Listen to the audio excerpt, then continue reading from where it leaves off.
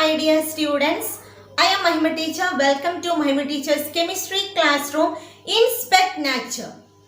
നമ്മൾ ഈ സെക്ഷനിൽ ഡിസ്കസ് ചെയ്യാൻ പോകുന്നത് ക്ലാസ് 10ത്തെ പ്രൊഡക്ഷൻ ഓഫ് മെറ്റൽസ്, അതിലത്തെ extraction of metal from concentrated or എന്ന് പറയുന്ന ഒരു ടോപ്പിക്കാണ് നമ്മൾ ഇന്ന് ഡിസ്കസ് ചെയ്യുന്നത്. ഓക്കെ, അപ്പോൾ ഇതിന് മുൻപത്തെ വീഡിയോസിൽ ഞാൻ എന്താണ് മിനറൽസ്, ഓറ്, അതുപോലെ മെറ്റലർജി, അതിന്റെ കോൺസെൻട്രേഷൻ ഓഫ് ഓറ്, ഡിഫറെന്റ് സ്റ്റെപ്സ് ഏതൊക്കെയാണ്, levigation, ഫ്രോത്ത് flotation, magnetic separation, leaching എന്ന് പറഞ്ഞിട്ടുള്ള ടോപ്പിക്സ് എല്ലാം കവർ ചെയ്തിട്ടുണ്ട്. എന്നാലും ഒന്നും കൂടെ ഒന്ന് ജസ്റ്റ് പറയാണ്, വാട്ട് ഈസ് മിനറൽ.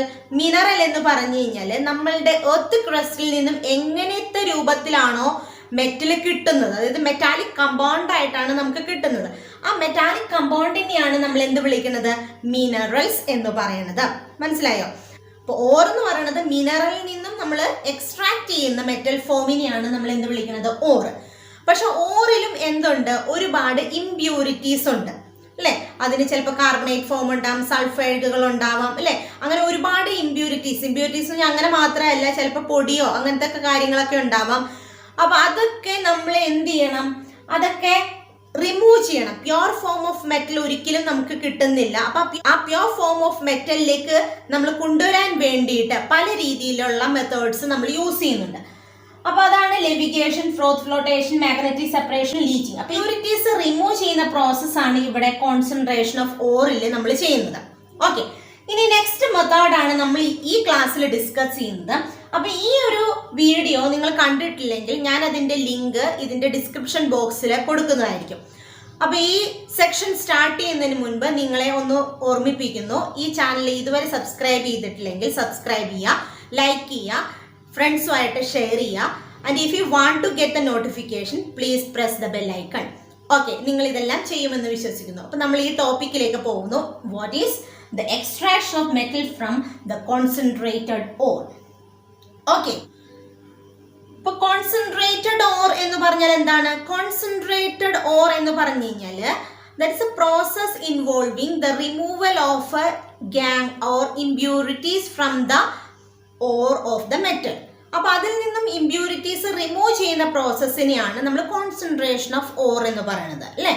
അപ്പൊ അങ്ങനെ കോൺസെൻട്രേറ്റഡ് ഓറില് അത് പ്യുവർ ഫോം ഓഫ് മെറ്റൽ അല്ല നമുക്ക് കിട്ടുക. ഒന്നില്ലെങ്കിൽ ആ മെറ്റൽ ഏത് രീതിയിലായിരിക്കും ഉണ്ടാവുക, അതിന്റെ കാർബണേറ്റ് ഫോമിലായിരിക്കും, അല്ലെങ്കിൽ അതിന്റെ സൾഫൈഡ് ഫോമിലായിരിക്കും, അല്ലെങ്കിൽ അതിന്റെ ഹൈഡ്രോക്സൈഡ് ഫോമിലായിരിക്കും ഉണ്ടാവുക. അപ്പൊ അതെങ്ങനെ നമുക്ക് ഈ കാർബണേറ്റുകളും ഹൈഡ്രോക്സൈഡുകളും സൾഫൈഡൊക്കെ നമുക്ക് ആ ഓറിൽ നിന്ന് റിമൂവ് ചെയ്യാം. അപ്പൊ ആ പ്രോസസ്സിനെ നമുക്ക് രണ്ട് രീതിയിലാണ് നമ്മൾ പറഞ്ഞിരിക്കുന്നത്. Extraction of metal from concentrated ഓറിന് രണ്ട് സ്റ്റെപ്പാണുള്ളത്. ഒന്ന്, the conversion of concentrated ore into oxide, അതിന്റെ ഓക്സൈഡ് ആയിട്ട് കൺവേർട്ട് ചെയ്യുക.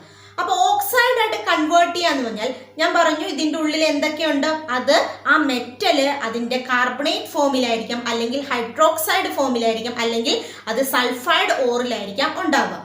അപ്പൊ അതിനകത്ത് കാർബണേറ്റുകളും അതുപോലെ ഹൈഡ്രോക്സൈഡും ആണെങ്കിൽ നമ്മൾ യൂസ് ചെയ്യുന്ന പ്രോസസ്സ് കാൽസിനേഷൻ എന്ന് പറയുന്ന പ്രോസസ്സാണ്.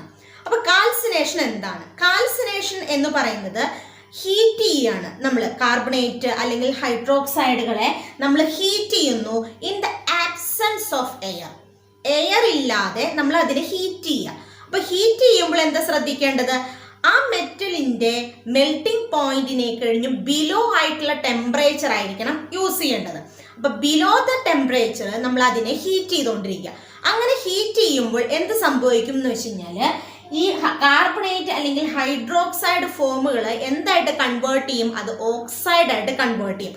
For example, calcium carbonate. Okay, ഈ കാൽഷ്യം കാർബണേറ്റിനെ നമ്മൾ ഹീറ്റ് ചെയ്യണം. ഹീറ്റ് എന്നുള്ള ഒരു സിമ്പലാണ് ഞാൻ കാണിച്ചിരിക്കുന്നത്, ഹീറ്റ് ചെയ്യാണ്. അപ്പൊ ഇങ്ങനെ നമ്മൾ ഹീറ്റ് ചെയ്ത് കഴിഞ്ഞാൽ കാൽഷ്യം ഓക്സൈഡും കിട്ടും, അതുപോലെ തന്നെ കാർബൺ ഡൈ ഓക്സൈഡും കിട്ടും.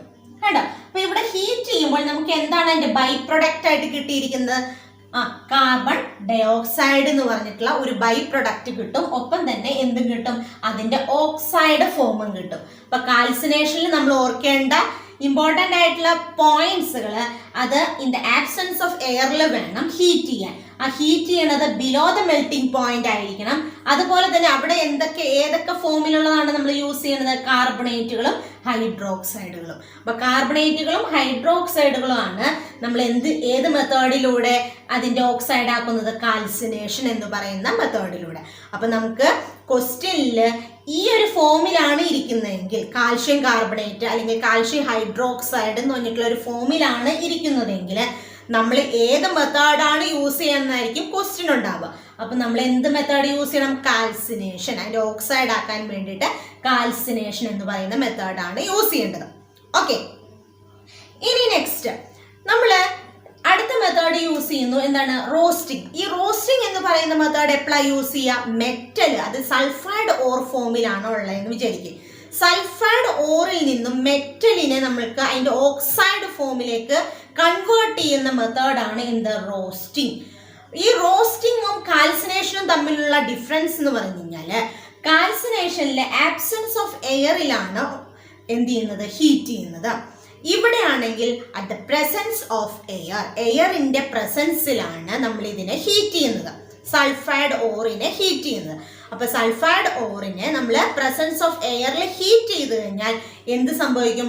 അത് അതിന്റെ ഓക്സൈഡ് ഫോമിലേക്ക് കൺവേർട്ട് ചെയ്യും. അപ്പൊ ഇവിടെ ഏതെങ്കിലും തരത്തില് മോയ്സ്ചർ ഉണ്ടെങ്കിൽ, ആ സൾഫൈഡ് ഓറിന്റെ ഉള്ളിൽ മോയ്സ്ചർ ഉണ്ടെങ്കിൽ ആ മോയ്സ്ചർ എന്തായിട്ട് റിമൂവ് ചെയ്യും?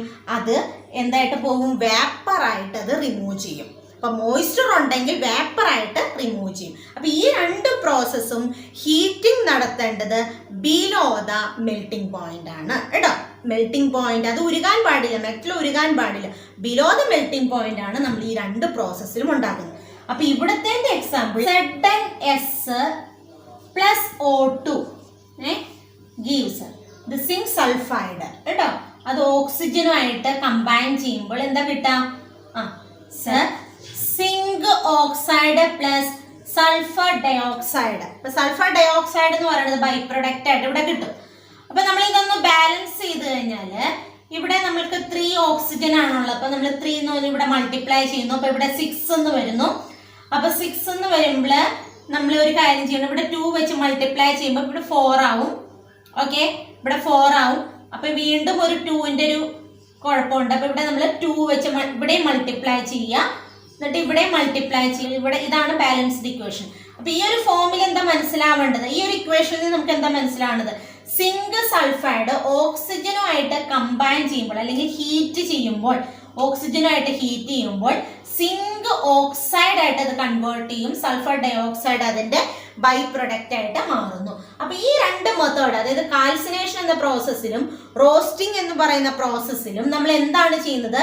ഇവിടെ നമ്മൾ കോൺസെൻട്രേറ്റഡ് ഓറിനെ എന്തായിട്ട് കൺവേർട്ട് ചെയ്യുന്നു? മെറ്റൽ ഓക്സൈഡ് ആയിട്ട് കൺവേർട്ട് ചെയ്യുന്നു. ഓക്കെ, അപ്പൊ മെറ്റൽ ഓക്സൈഡ് ആയിട്ട് കൺവേർട്ട് ചെയ്ത ശേഷം നമ്മൾ അതിനെ റിഡക്ഷൻ ഓഫ് ഓക്സൈഡ് ആണ് നെക്സ്റ്റ് മെത്തേഡ്. അപ്പൊ റിഡക്ഷൻ ഓഫ് ഓക്സൈഡ് എന്ന് പറഞ്ഞാൽ it is the process of extraction of metal from its oxide. ഓക്സൈഡിൽ നിന്നും മെറ്റലിനെ എക്സ്ട്രാക്ട് ചെയ്യുന്ന പ്രോസസ്സിനെയാണ് നമ്മൾ എന്ത് വിളിക്കുന്നത്? ദ റിഡക്ഷൻ ഓഫ് ഓക്സൈഡ് എന്ന് പറയുന്നത്. അപ്പൊ റിഡക്ഷൻ ഓഫ് ഓക്സൈഡ് എന്താന്ന് നമുക്ക് നോക്കാം. ഓക്കെ, ആയിട്ട് നിങ്ങൾക്ക് ഇത് ഈ പോയിന്റ്സുകൾ ആവശ്യമുണ്ടെങ്കിൽ just make A screenshot. Okay, ഇപ്പൊ നമുക്ക് റിഡക്ഷൻ ഓഫ് ഓക്സൈഡ് എന്ന് പറഞ്ഞു കഴിഞ്ഞാല് extraction of metal from its oxide, അതിനെയാണ് നമ്മൾ റിഡക്ഷൻ ഓഫ് ഓക്സൈഡ് എന്ന് പറയുന്നത്. അപ്പൊ നമുക്ക് ഈ റിയാക്ടിവിറ്റി സീരീസ് അറിയണം. ഓക്കെ, അപ്പൊ റിയാക്ടിവിറ്റി സീരീസിന്റെ ഞാനൊരു വീഡിയോ ഇട്ടിരുന്നു, അതിന്റെ ലിങ്ക് ഞാൻ ഡിസ്ക്രിപ്ഷൻ ബോക്സിൽ ഇട്ടേക്കാം. ഇതിന് മുകളിൽ കിടക്കുന്നതൊക്കെ ഹൈ റിയാക്റ്റീവ് മെറ്റലും ഇതിന്റെ മിഡിലുള്ളതൊക്കെ മീഡിയം റിയാക്റ്റീവ് മെറ്റലും ഇതിന് താഴെ കിടക്കുന്നതൊക്കെ എന്താണ്? ലോ റിയാക്റ്റീവ് മെറ്റലാണ്. അപ്പൊ 3 രീതിയിലാണ് നമ്മൾ അതിനെ ഡിവൈഡ് ചെയ്തിരിക്കുന്നത്: low reactivity, medium reactivity, high reactivity. കേട്ടോ, അപ്പൊ ലോ റിയാക്ടിവിറ്റി മെറ്റലിനെ നമ്മൾ റെഡ്യൂസ് ചെയ്യുന്നത്, അതായത് ഓക്സൈഡിൽ നിന്നും അതിന്റെ മെറ്റൽ ഫോമിലേക്ക് ആക്കുന്നത് ഹീറ്റിംഗ് മെത്തേഡിലൂടെയാണ്. ജസ്റ്റ് ഹീറ്റ് ചെയ്യുക.